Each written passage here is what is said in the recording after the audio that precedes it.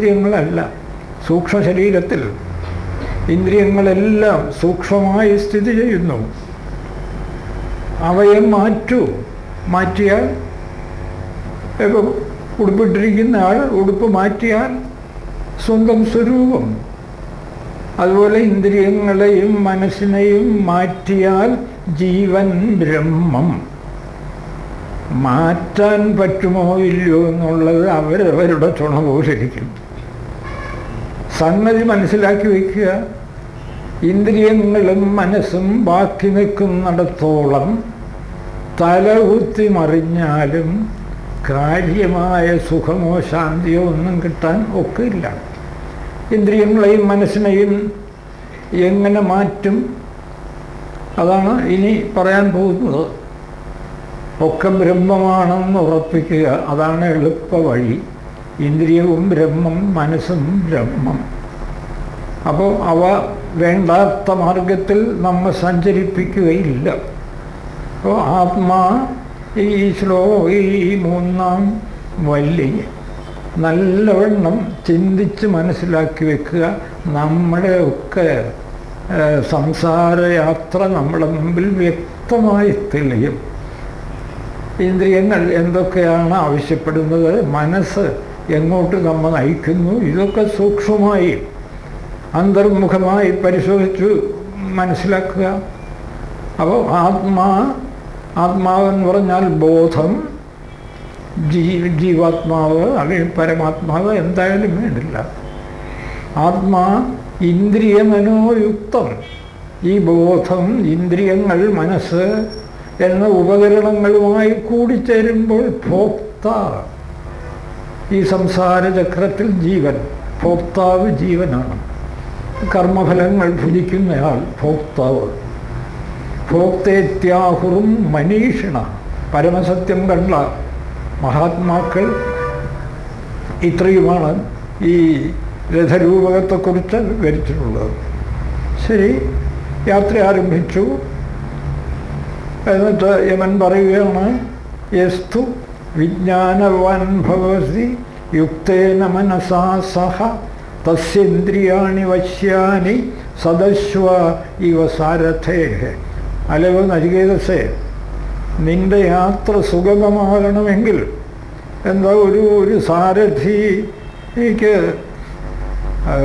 തൻ്റെ രഥം നേരെ നടത്തണമെങ്കിൽ യുദ്ധകളത്തിൽ തന്നെ എങ്ങോട്ടൊക്കെയാണ് പോവേണ്ടത്, വഴി ഏതാണ്, ദുർഘടം പിടിച്ച മാർഗമേത്, സുഖകരമായ മാർഗമേത്, വ്യക്തമായിട്ട് സഞ്ചരിക്കുന്ന മാർഗത്തിൻ്റെ സ്വരൂപം മനസ്സിലായിരിക്കണം സാരഥിക്ക്. വേണ്ട പോലെ സഞ്ചരിക്കാൻ പറ്റും. നേരെ മറിച്ച് അതില്ലെങ്കിലോ അവിജ്ഞാനവാൻ ഭവതി. അതാണ് അടുത്ത മന്ത്രമേ. ആരാണോ അവിജ്ഞാനവാൻ, എന്താ ഒന്നും പിടിയില്ല, അങ്ങോട്ട് രഥം നടത്താൻ തീരുമാനിച്ചു, കുതിരകളെ നിയന്ത്രിക്കാൻ കഴിയുന്നില്ല, അതൊക്കെ വിജ്ഞാനത്തിൽ പെടുന്ന, അതൊന്നുമില്ല. അവിജ്ഞാനവാൻ. അവിജ്ഞാനവാൻ ഭവതി. എന്തുകൊണ്ടാണ് അവിജ്ഞാനവാനായത്? അയുക്തേന മനസാ സഹ. സത്യമെന്തെന്ന് ചിന്തിച്ചുറപ്പിക്കാൻ കൂട്ടാക്കിയിട്ടില്ല. അയുക്തമായ മനസ്സ്, സത്യബോധമില്ലാത്ത മനസ്സ്. ആദ്യമായി സത്യമെന്തെന്നുറപ്പിക്കൂ, ബോധം. അതുമാത്രമേ ഇവിടെ ഉള്ളൂ. ആവർത്തിച്ചത് കഠോപനിഷത്ത് പറയാൻ പോകുന്നു. നേഹനാനാസ്തി കിഞ്ചന. ഇവിടെ ലേശം പോലും പലതില്ല. പലത് കാണുന്നവൻ മരണത്തിൽ നിന്ന് മരണത്തിലേക്ക് പാഞ്ഞുകൊണ്ടിരിക്കും. ഇനി അടുത്ത വല്ലിയിൽ പറയാൻ പോകുന്നേ. അപ്പോൾ അവിജ്ഞാനവാൻ ഭവതി. നമുക്ക് നടപ്പാക്കാൻ പറ്റുമോ ഇല്ലയോ എന്നുള്ളത് അവനവൻ തീരുമാനിക്കണം. അപ്പോൾ വസ്തുത ഇതാണ്. അണുപോലും മാറ്റമില്ലാത്ത ജീവിത രഹസ്യം. സത്യം പിടികിട്ടാതെ എവിടെ സഞ്ചരിച്ചാലും മാർഗം കുണ്ടും കുഴിയും നിറഞ്ഞതാണ്. രഥവും പോവും, രഥിയും പോവും, സാരഥിയും പോവും, ഒക്കെ ഉരുണ്ട് വീണ് ചതഞ്ഞിപ്പോൾ റോഡ് ആക്സിഡൻറ്റ്സ് വരുന്നില്ലേ, അതുപോലെ അതുപോലെ ഒക്കെ കുഴപ്പത്തിലാവും. യസ്ത്വവിജ്ഞാനവാൻ ഭവതി, വിജ്ഞാനമില്ല. വിജ്ഞാനം എന്ന് പറഞ്ഞാൽ ഒരു സത്യമേ ഉള്ളൂ, പലത് കാണുന്നത് ഭ്രമം. ഈ ഉറപ്പ്, ശാസ്ത്രീയമായ ഉറപ്പ്, അതാണ് വിജ്ഞാനം. അതില്ല. യസ്ത്വവിജ്ഞാനവാൻ ഭവതി. എന്താ കാരണം? അയുക്തേന മനസാ സഹ, സത്യമേതെന്ന് ചിന്തിക്കാൻ കൂട്ടാക്കിയിട്ടില്ല. ശ്രേയസ്സും പ്രേയസ്സും, ശ്രേയസ്സിനെ തള്ളി പ്രേയസ്സിനെയാണ് വരിച്ചത് എന്നുള്ളത് നമ്മൾ പറഞ്ഞില്ലേ. പ്രേയസ്സിനെ, അനന്തകോടി വിഷയങ്ങൾ മുമ്പിൽ മനസ്സിന് അചഞ്ചലത കിട്ടുന്നില്ല. എങ്ങനെ? അനന്തകോടി വിഷയങ്ങളുടെ മുമ്പിൽ അവയെല്ലാം ഇങ്ങനെ മുമ്പിൽ വന്ന് നിന്ന് എന്നെ സ്വീകരിക്കൂ എന്ന് പ്രലോഭിപ്പിച്ചുകൊണ്ടിരിക്കുമ്പോൾ, എത്ര സ്വീകരിച്ചാലും മതിയാകാതെ മുമ്പോട്ട് പോകുമ്പോൾ എങ്ങനെയാണ് വിജ്ഞാനവാനാകുന്നത്? അയുക്തൻ, സത്യമെന്തെന്ന് പിടിയില്ല. അസത്യത്തിൽ കിടന്ന് കുഴങ്ങുകയാണ് ലോകം മുഴുവൻ. ഏത് ചക്രവർത്തിയും ഇന്ന് സംഭവിച്ചുകൊണ്ടിരിക്കുന്നത് ഇതാണ്. അവിജ്ഞാനവാൻ ഭവതി അയുക്തേന മനസാ സഹ തസ്യ ഇന്ദ്രിയാണി അവശ്യാനി. ഇന്ദ്രിയങ്ങൾ കുതിരകളാണ്. അവൻ്റെ ഇന്ദ്രിയങ്ങൾ അവന് വശപ്പെടുന്നില്ല. അതതിൻ്റെ പാട്ടിന് പോവുകയാണ്.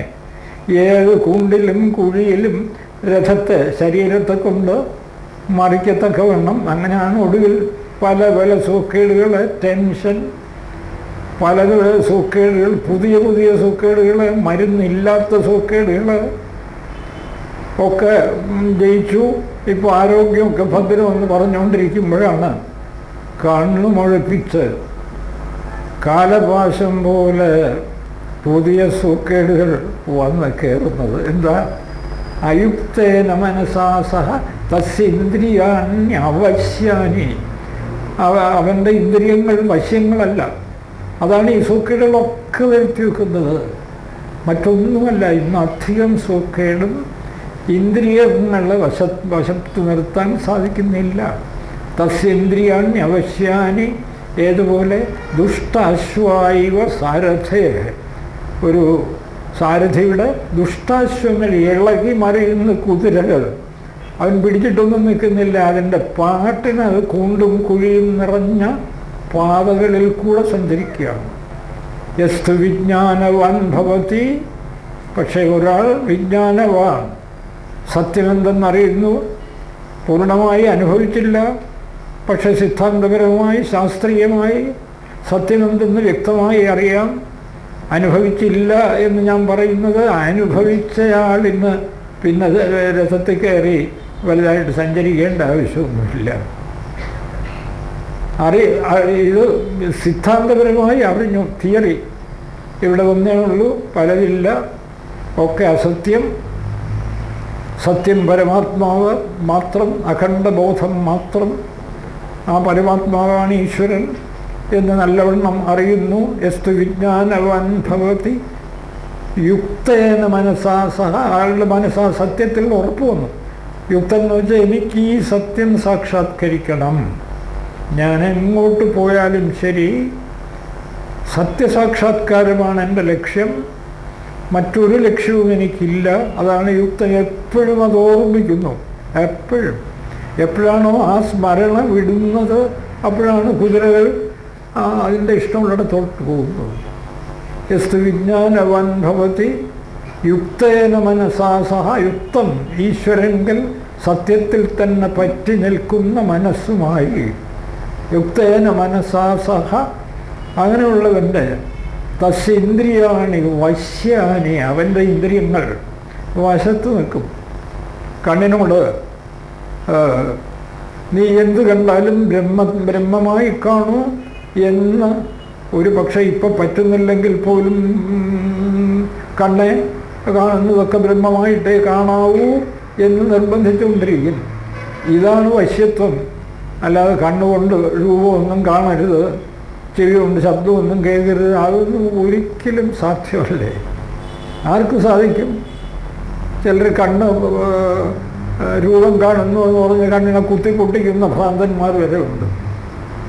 കുത്തിപ്പൊട്ടിച്ചു വിചാരിച്ച കാര്യം നടക്കുമോ? കാണുന്നതൊക്കെ യാതൊന്ന് കണ്ടതത് നാരായണ പ്രതിമ ഉറപ്പിക്കൂ. കണ്ണ് വശത്ത് നിൽക്കും, അല്ലെങ്കിൽ ആ കണ്ണ് പലതും പ്രലോഭിപ്പിക്കും. അങ്ങനെ യസ്യ തസ്യ ഇന്ദ്രിയാണി വശ്യാനി, അവൻ്റെ ഇന്ദ്രിയങ്ങൾ അവന് വശപ്പെട്ട് നിൽക്കും. യാതൊന്നു കേട്ടതും നാരായണ ശ്രുതികൾ, എന്തും കേൾക്കട്ടെ. ആര് മുമ്പ് വന്ന ചീത്ത പറഞ്ഞാലും ഭഗവൻ നാമം ഉച്ചരിക്കുന്നു അയാൾ. ചീത്തയും ഈശ്വരനാമവും ഒക്കെ 51 അക്ഷരത്തിൽപ്പെടുന്ന കാര്യങ്ങളല്ലേ. അവൻ ഈശ്വരനാമം ഉച്ചരിക്കുന്നു, നാരായണ ശ്രുതികൾ. ഇതാണ് ഇന്ദ്രിയങ്ങളുടെ വശത്വം നേടാൻ എളുപ്പവഴി. അല്ലാതെ എവിടെയെങ്കിലും ചെന്നിരുന്ന് ഇന്ദ്രിയങ്ങളെയൊക്കെ ബലാലങ്ങോട്ട് ഒരിക്കലും ഇതൊന്നും എളുപ്പമല്ല. ഞാനല്ല ഇത് പറയുന്നത്, ഉദ്ധവർ കൃഷ്ണനോട് പറയുന്നു, ഇതൊന്നും സാധ്യമല്ലടോ. അപ്പോൾ തസ്യേന്ദ്രിയാണി വശ്യാനി സദശ്വായി സാരഥേ, ഒരു സാരഥിയുടെ നല്ല കുതിരകൾ അയാൾ നിയന്ത്രിക്കുന്നിടത്ത് നിൽക്കും. അയാൾ കടിയാൻ വിളിച്ചാൽ കുതിര അവിടെ നിൽക്കും. കടിയാൻ അയച്ചാൽ അത് വേണ്ട മാർഗത്തിൽ കൂടെ യാത്ര ചെയ്യും, വേണ്ടാത്തിടത്തോട്ടൊന്നും പോകുന്നില്ല. യമന് അത്രയും പറഞ്ഞിട്ട് മതിയാകുന്നില്ല. അതുകൊണ്ട് വീണ്ടും ഏതാണ്ട് ഇതേ അർത്ഥം വരുന്ന മന്ത്രങ്ങൾ തന്നെ 2 കൂടെ പറയുന്നു. അവിജ്ഞാനവാൻ ഭവതി അമനസ്ക സദാ അശുചി. ആരാണോ അവിജ്ഞാനവാൻ, സത്യമെന്താണെന്ന് പിടിയില്ല, അമനസ്ക, മനസ്സൊന്നും വശത്ത് നിൽക്കുന്നില്ല, അശുചി, നമ്മൾ കാണുന്നില്ലേ മരുന്ന് ഇതൊക്കെയാണ് ഇവിടെ പറയുന്നത്. അശുചി, മദ്യപാനം ചെയ്തും മരുന്ന് കഴിച്ചും, വലിയ വലിയ മണിമാളികകളുണ്ട്, പണമുണ്ട്, ഒക്കെ ഉണ്ട്. പക്ഷെ ജീവിതം എങ്ങനെ പോകുന്നു? മദ്യപാനവും മരുന്നും അടിയും കൊലയും ഒക്കെ ആയിട്ട് പോകുന്നു. അശുചി എത്ര വ്യക്തമായിട്ട് ഉപനിഷത്ത് പറഞ്ഞു വച്ചിരിക്കുന്നു. യസ്ത്വവിജ്ഞാനവാൻ ഭവതി അമനസ്ക സദാ അശുചി നസ തത്പദമാപ്നോതി. അവനൊരിക്കലും സത്യാനുഭവമെന്ന ലക്ഷ്യത്തിൽ എത്തിച്ചേരുന്നില്ല. നസ തത്പദം, തത്പദം ആ സത്യത്തിൻ്റെ സ്ഥാനം അവിടെ എത്തിച്ചേരുന്നില്ല. ആരെത്തിച്ചേരുന്നു? പത്രം എടുത്ത് വായിച്ച ലോകത്ത് ഭരണാധികാരികളും അവരും ഇവരും ഒക്കെ ഉണ്ടല്ലോ. വലിയ വലിയ ആളുകൾ, ചക്രവർത്തിമാർ, ധനികന്മാർ, കലാകാരന്മാർ, ഇവരൊക്കെ ഉണ്ടല്ലോ.